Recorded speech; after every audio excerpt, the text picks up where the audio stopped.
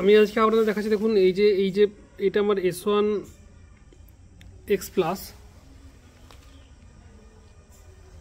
এটা আমার S1 X plus. এইটার যে সামনের টায়ারটা যাই হোক ঠিকই আছে, এখন চলবে মোটামুটি 1007 কিলোমিটার চলবে। এইটা দেখুন আমার আজকের মূল যে বিষয় সেটা হচ্ছে এই যে এই কেবেলটা দেখুন কেটে যাচ্ছে। কেবেলটা কাটেনি, কেবেলের জাস্ট উপরে আউটার যে পোর্শনটা থাকে সেটা আমার কেটেছে। আর এইটা আমার উপরে দেখুন একটা স্লিপ দেওয়া আছে, মানে এইটা আমি উপরে একটা স্লিপ দিয়েছিলাম, এই যে এটা কেটে গেছে। এটা কেটেছে কিন্তু মেনলি আপনাদের এইটা একটা স্লিপ লাগানো ছিল, দেখছে এইটা আমি একটা স্লিপ লাগিয়েছিলাম, এই দেখুন এখান থেকে স্লিপটা আমার লাগানো আছে, এখান থেকে স্লিপটা আমার লাগানো ছিল, এটা হচ্ছে স্লিপ লাগানো ছিল যাতে এটা না কেটে যায়। তা জাস্ট এর নিচেই কিন্তু এটা কেটেছে, কারণ এর মোটা হওয়ার জন্য এটা কেটে গেছে। আমি এইটা আজকে স্লিপটা আমি আটকাবো। আর দ্বিতীয় হচ্ছে দেখুন এইটা ঘষা লেগে দেখুন এইটা ঘষা লেগে এইটা দেখুন ঘষে গেছে পুরো, এই পাইপগুলো ঘষা লেগে এটা পুরো উপরে একটা স্লিপ দেওয়া আছে বলে উপরে পাইপটা আমার নষ্ট হয়নি। এইটা আজকে আমি রবার দিয়ে সম্পূর্ণভাবে এটাকে আমি আজকে করবো, আপনারা দেখুন, দেখতে থাকুন।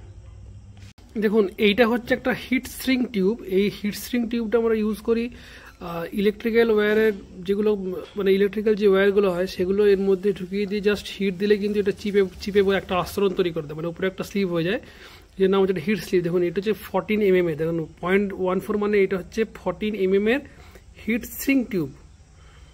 তা আমাদের এইটা দিয়ে যেহেতু অনেকটা বেড়ে আছে, এটা তো 12 mm বা 14 mm হিট স্ট্রিং টিউব এর মধ্যে যায়।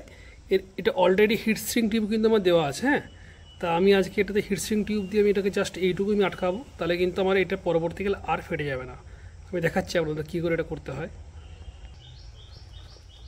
এটা দেখুন খুলে নিলাম। খুলে নেওয়ার পর এইটাকে আমাকে টেনে বার করতে হবে, বুঝলি তো?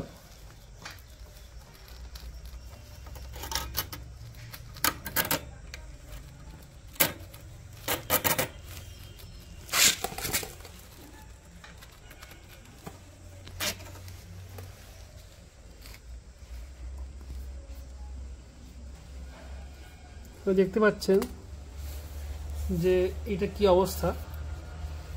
এরপর দেখুন আমি প্রথমে একটা ছোট্ট হিট স্ট্রিং টিউব দেবো, যেটা দিয়ে আমি এইটাকে আটকাবো।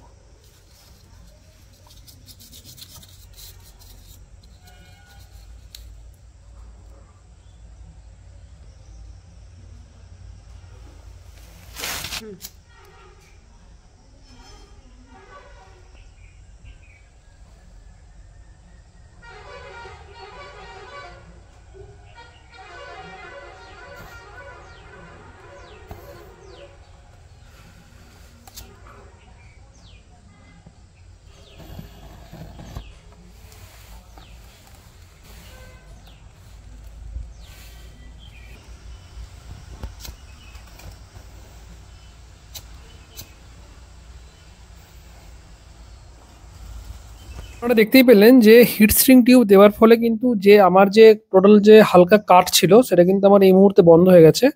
এইটা আমার আশা করি অনেকদিন চলবে। যদি আপনাদের এমনি কাট হয় তাহলে আপনারাও নিজেরা এমনি বাড়িতে করতে পারেন। হিট স্ট্রিং টিউব অবশ্যই মানে বিভিন্ন অনলাইন সাইটে কিনবেন।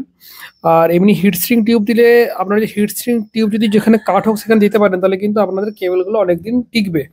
আমি যে প্রসেসটা দেখালাম এমনি আপনারা প্রসেস ফলো করবেন, যে কোনো স্কুটার বা মোটরসাইকেলের টিউবের জন্য কিন্তু 12 বা 14 mm এর হিট স্ট্রিং টিউব কিনবেন।